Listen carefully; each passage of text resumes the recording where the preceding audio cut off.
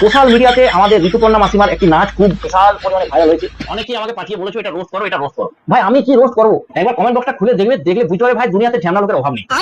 একজন লিখেছে রবীন্দ্রনাথ ঠাকুর বেঁচে থাকলে বিচিতে টোকা মেরে পটল তুলতো।